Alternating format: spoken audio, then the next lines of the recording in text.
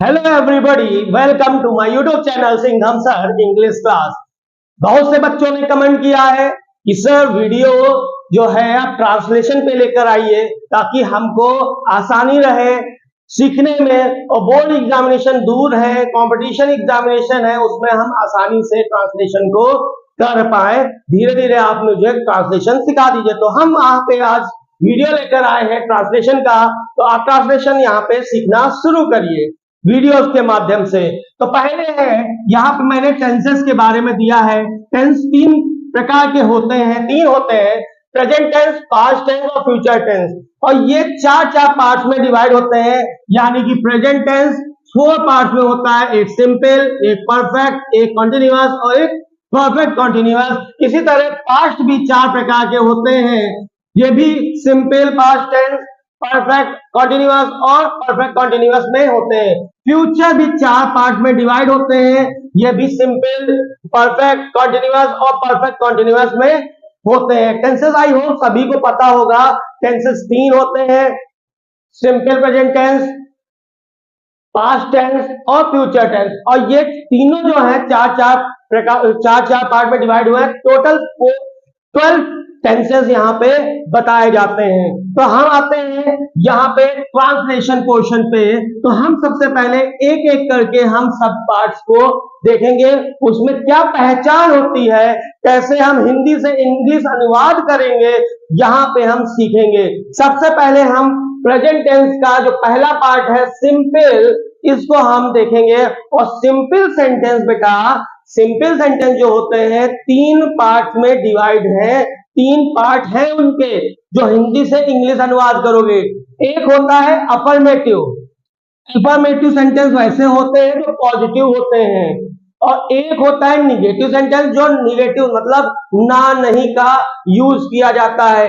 और एक होता है इंट्रोगेटिव टाइप का सेंटेंस जो होता है, वो होता है सिंपल प्रेजेंट टेंस में। ऐसे सेंटेंसेस जब आ जाएंगे तो आप कैसे उसको रूल के अकॉर्डिंग हम हिंदी से इंग्लिश में अनुवाद करेंगे।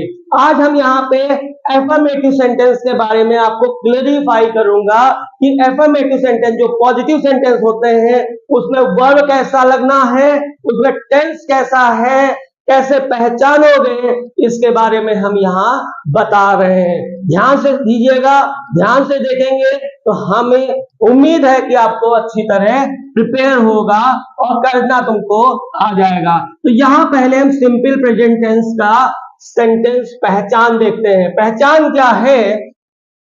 सिंपल प्रेजेंट टेंस के वाक्यों में काम का होना या करना पाया जाता है, उन वाक्यों को जो कहते हैं वो कहते हैं सिंपल प्रेजेंट टेंस। मतलब काम का होना या करना पाया जाता है तो वो सिंपल प्रेजेंट की पहचान होती है। पहचान और भी है क्या? इन वाक्यों के अंत में ता है, टी है, ताहू और ते है आदि शब्द पाए जाते हैं अंत में। मतलब वाक्य दिया होगा, जैसे यहां वाक्य दिया, सीता एक मधुर गाना गाती है, ती है, तो ऐसे लास्ट में इन वाक्यों के अंत में ता है, ती हूं, ता हूं, ते है आदि शब्द पाए जाते हैं। तो यहाँ पे हमको ये पहचान सीखनी है। किसकी है? ये सिंपल प्रेजेंट की है।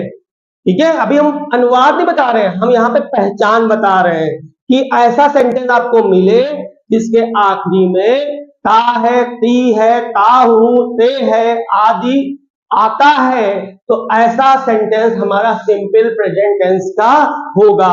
और वो कैसा है? पॉजिटिव हो तो एफर्मेटिव सेंटेंस के बारे में हम यहाँ बात करते हैं। तो एफर्मेटिव सेंटेंस होता है पॉजिटिव सेंटेंस, जिसमें ना नुकुर की बात नहीं है। इसमें 3 प्रकार के हमने बताया है आपको बच्चों कि पहला जो है एफर्मेटिव है, दूसरा जो हम बताएंगे वो निगेटिव टाइप का सेंटेंस होगा, तो कैसे अनुवाद करोगे, और तीसरा इंट्रोगेटिव टाइप का सिंपल प्रेजेंट टेंस वाला सेंटेंस होगा, तो कैसे उसको अनुवाद करके इंग्लिश में, हिंदी को इंग्लिश में कैसे लिखेंगे। तो अब शुरू करते हैं यहाँ पे एफर्मेटिव वाला पॉइंट। रूल नंबर 1, देखो हमने रूल लिखा है, सिंगुलर नंबर थर्ड पर्सन कर्ता के साथ वर्ब एस या ईएस लगा देते हैं। सिंगुलर नाउन, सिंगुलर नंबर के साथ हम क्या करते हैं, वर्ब में एस या ईएस लगा देते हैं। क्योंकि हमने सिंटेक्स चैप्टर अगर पढ़ा हो 12th में, तो सिंटेक्स में पढ़ते थे जैसा सब्जेक्ट होगा वैसा आपको वर्ब लगाना है। जब वर्ब में एस और ईएस लग जाता है तो वर्ब वो सिंगुलर बन जाता है। अगर नाउन में एस या ईएस लग जाता है तो नाउन जो है प्लूरल बन जाता है। तो यहां एक चीज याद रखिएगा, जब हम एस या ईएस वर्ब में लगा देंगे तो वर्ब जो होगा वो सिंगुलर बन जाएगा, और एस या ईएस नहीं लगा होगा तो वो प्लूरल में ही रहेगा। तो यहां पे वही पॉइंट मैंने कहा है, सिंगुलर नंबर थर्ड पर्सन कर्ता के साथ वर्ब एस या ईएस लगा देते हैं। क्लियर। दूसरा रूल नंबर क्या बताता है, प्लूरल नंबर, प्लूरल नंबर हो, स्टार्टिंग प्लूरल कोई सब्जेक्ट से हो रहा हो, में सब्जेक्ट होने पर वर्ब में प्लूरल होगा, यानी कि वर्ब जो होगा वो प्लूरल ही होगा। अर्थात वर्ब में एस या ईएस नहीं लगाते हैं। हमने अभी पढ़ा पहले रूल में, जब एस या ईएस लगा दोगे तो वर्ब सिंगुलर हो जाएगा, जब एस या ईएस नहीं लगाओगे तो वर्ब जो होगा वो प्लूरल ही रहेगा। थर्ड रूल में क्या बता रहे हैं, थर्ड रूल में आई और यू, इन्होंने कहा कि आई और यू जब हो सब्जेक्ट के रूप में तो वर्ब में एस या ईएस नहीं लगाना होता है। ये सोचो कि आई है वो तो अकेला है, यू है तो वो अकेला है, ये प्लूरल में काउंट किए जाते हैं। तो हमेशा याद रखना आई और यू के साथ वर्ब जो होगा वो प्लूरल होता है, उसमें एस या ईएस ना लगाना। ठीक है। और फोर्थ वन कहता है रूल कि इस टेंस के वाक्यों में अंग्रेजी में अनुवाद करते समय इस एम आर का प्रयोग नहीं करते हैं। तो मेरे बच्चों ये चार रूल याद रखोगे। अगर साधारण है जिसके अंत में ता है, ती है, ते है, ताहू आदि आता है तो एफर्मेटिव सेंटेंस है, क्वेश्चन पूछने वाला सेंटेंस नहीं है, निगेटिव सेंटेंस नहीं है, यहाँ पे एक पॉजिटिव सेंटेंस है। अगर इंडिकेट कर रहा सिंपल प्रेजेंट टेंस को, पहचान हमने बताई ता है, ती है, ते है, ताहू, ऐसे सेंटेंस में जब भी लास्ट में इसमें अनुवाद करेंगे तो हमें अंग्रेजी में जब अनुवाद करते समय इज एम आर का प्रयोग नहीं करना। तो जैसे सेंटेंस देखते हैं, पहला रूल के अकॉर्डिंग हम सेंटेंस देखते हैं, बनाते हैं कि कैसे हमने ये रूल बताए चारों, और चारों रूल्स के अकॉर्डिंग हम यहां पे देखेंगे। सिंगुलर नंबर थर्ड पर्सन कर्ता के साथ वर्ब एस या ईएस लगा देते हैं। तो दोनों हमने एग्जाम्पल दिए हैं। पहले रूल में कहा कि सिंगुलर नंबर होगा, सिंगुलर सब्जेक्ट होगा, उसमें वर्ब भी सिंगुलर बनाना, सिंगुलर बनाने के लिए एस या ईएस लगा देंगे। तो यहाँ पे देखो सीता एक मधुर गाना गाती है, देखो ती है, पहचान कर लिया, ये सिंपल ती है, ये सिंपल प्रेजेंट टेंस का है सेंटेंस।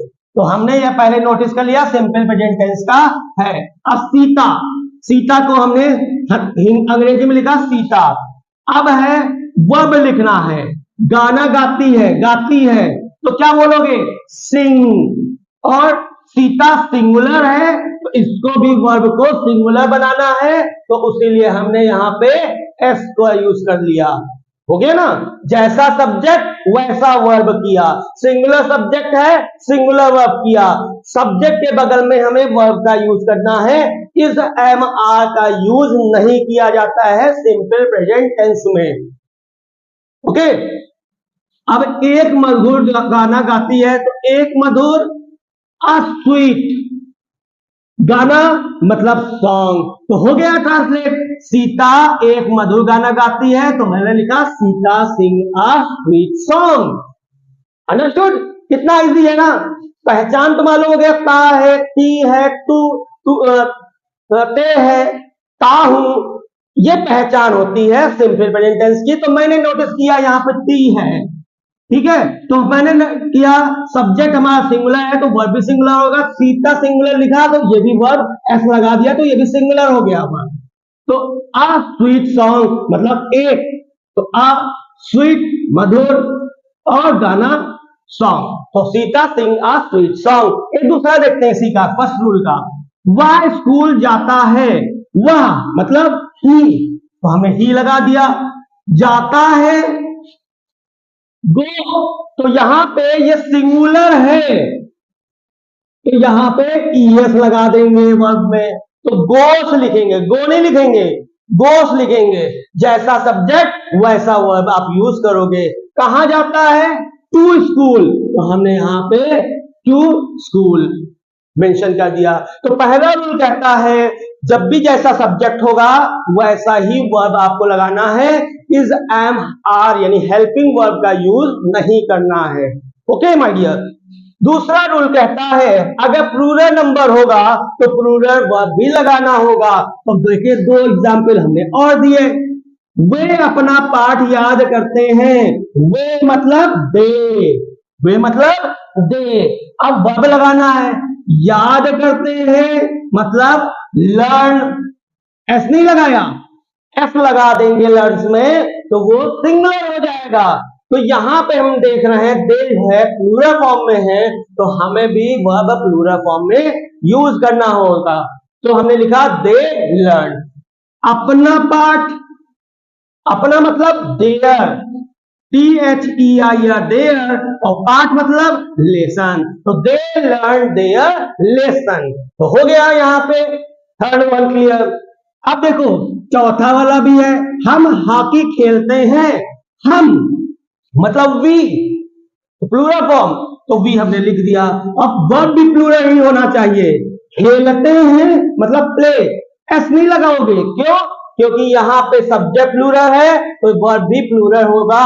अगर हम एस लगा देंगे इसके साथ तो वर्ब सिंगुलर हो जाएगा तो गलत हो जाएगा। तो हमको, हम मतलब वी, खेलते हैं मतलब प्ले, क्या खेलते हैं, हॉकी, हॉकी लिख दिया, है ना इजी। धीरे धीरे हर वीडियोस को देखेंगे, एक एक एपिसोड देखेंगे तो आपको क्लियर होता जाएगा। और अभी अब देखते हैं रूल नंबर फोर्थ में, रूल नंबर थर्ड में देखते हैं क्या है, आई और यू के साथ वर्ब एस या ईएस नहीं आता है। आई और यू सिंगुलर, ये ना सोचा सिंगुलर है मैं अकेला, सिंगुलर नहीं, आई और यू के साथ आपको एस ईएस वर्ब में नहीं लगाना है। जैसे कि यहाँ पे फिफ्थ और सिक्स वाले सेंटेंस में हमने देखा, मैं अपना पाठ याद करता हूं, मैं मतलब आई, तो आई और यू के साथ वर्ब में एस या ईएस नहीं लगना है, मतलब सिंगुलर फॉर्म में आपको उसको यूज नहीं करना, प्लूरल ही रहेगा। तो हम देखते हैं मैं का आई, अपना पाठ याद करता हूं, याद करता हूं मतलब क्या होगा, लर्न, तो मैं का आई हो गया, वर्ब क्या हो गया, लर्न।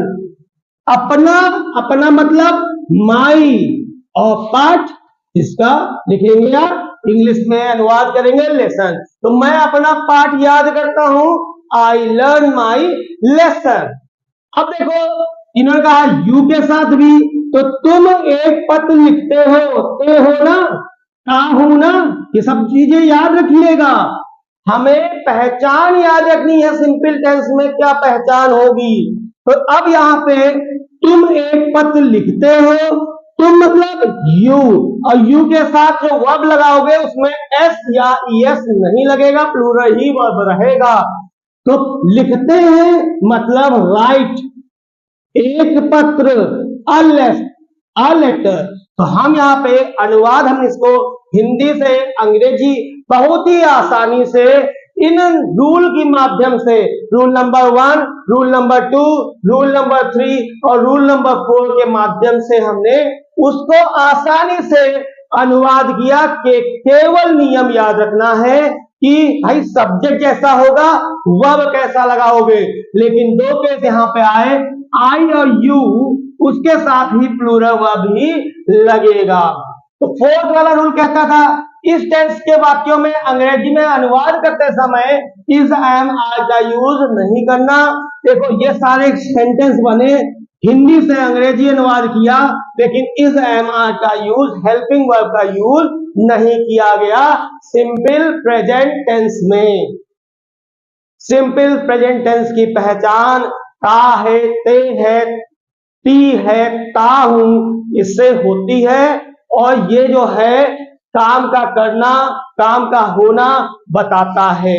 ठीक है, नोट करिए इंपॉर्टेंट पॉइंट, सिंपल प्रेजेंट का पुराना नाम प्रेजेंट इंडेफिनिट है। इंडेफिनिट भी बोला जाता है, प्रेजेंट इंडेफिनिट हम सिंपल प्रेजेंट टेंस को बोलते हैं। सेकेंड पॉइंट क्या दिया हुआ है, वर्ब की मेन फॉर्म या बेस फॉर्म या फर्स्ट फॉर्म सदैव प्लूरल में होती है, हमेशा प्लूरल में ही होती है। उसे सिंगुलर बनाने के लिए एस या ईएस जोड़ते हैं। एस और ईएस वर्ब में एस ईएस जोड़ देते हैं तो वो सिंगुलर बन जाता है। जैसे अभी देखा था रन तो रन्स, गो तो गोस। तो ऐसी चीजें याद रखना, जब भी एफर्मेटिव सेंटेंस मिले, सिंपल टेंस का एफर्मेटिव सेंटेंस मिले, तो आपको याद रखना है पहचान, आपको याद रखना है रूल, आपको याद रखना है कैसे हमें इस एमआर का यूज नहीं करना होगा। अगर इसी तरह एफर्मेटिव पॉजिटिव सेंटेंस होते हैं, इसी तरह निगेटिव सेंटेंस मिल जाए या इंट्रोगेटिव के सेंटेंस मिल जाए, क्या, कौन, तो ऐसा सेंटेंस मिल जाएंगे, तो हमें कैसे सिंपल प्रेजेंट टेंस को अनुवाद करेंगे। तो दूसरा जो टॉपिक हमारा होगा नेक्स्ट वीडियो में, निगेटिव सेंटेंस, हमें सिंपल प्रेजेंट टेंस में निगेटिव सेंटेंस मिलेगा तो हम कैसे उसको अनुवाद करके लिखेंगे। ठीक है, अब देखते हैं रूल नंबर 4 में। रूल नंबर 3 में देखते हैं क्या है, आई और यू के साथ वर्ब एस या ईएस नहीं आता है। आई और यू सिंगुलर, ये ना सोचा सिंगुलर है, मैं अकेला, सिंगुलर नहीं। आई और यू के साथ आपको एस ईएस वर्ब में नहीं लगाना है। जैसे कि यहाँ पे 5th और 6th वाले सेंटेंस में हमने देखा, मैं अपना पाठ याद करता हूं, मैं मतलब आई, तो आई और यू के साथ वर्ब में एस या ईएस नहीं लगना है, मतलब सिंगुलर फॉर्म में आपको उसको यूज नहीं करना, प्लूरल ही रहेगा। तो हम देखते हैं, मैं का आई, अपना पाठ याद करता हूं, याद करता हूं मतलब क्या होगा, लर्न। तो मैं का आई हो गया, वर्ब क्या हो गया, लर्न।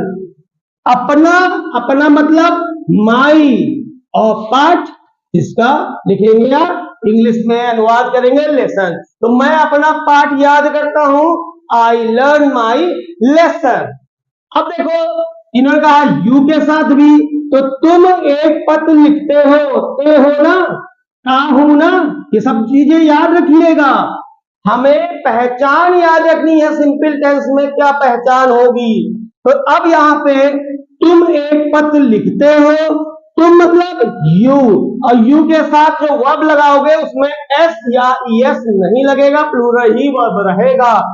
तो लिखते हैं मतलब राइट, एक पत्र, अ लेटर।